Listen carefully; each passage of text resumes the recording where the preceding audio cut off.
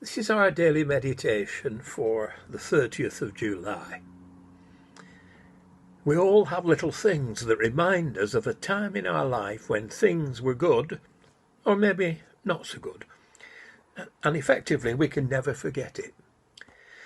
There's a little word in the Authorized or the King James Version of the Bible in Isaiah 6 verse 1, which says this: "In the year that King Uzziah died, I saw also the Lord sitting on a throne." The word "also" does not usually translate from the Hebrew into English.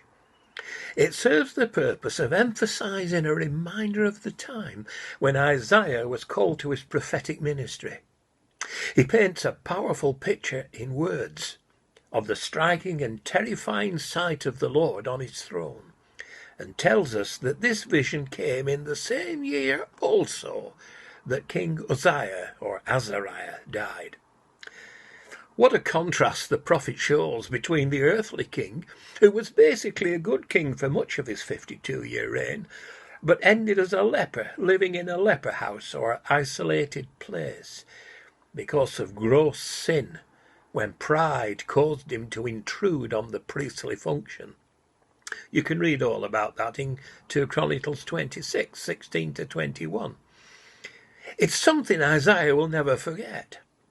A tragic fall and the death of one who had God's blessing upon the earlier part of his kingship, and a glimpse of the glory of a greater and more wonderful king upon the eternal throne of his glory. Uzziah lost his first love and spent the remainder of his life in regret, separation, and his son holding the power as a regent until Uzziah's death. To lose our first love for the Lord is one thing, but to deliberately transgress God's law in a high-handed way is another. The first, if not repented of, may well lead to the other.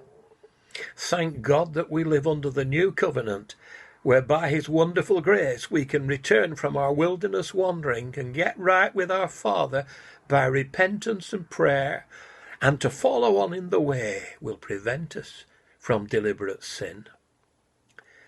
God has given to us all things that pertain to life and godliness, through the knowledge of him who called us by glory and virtue, by which have been given to us exceedingly great and precious promises, that through these you may be partakers of the divine nature, having escaped the corruption that is in the world through lust.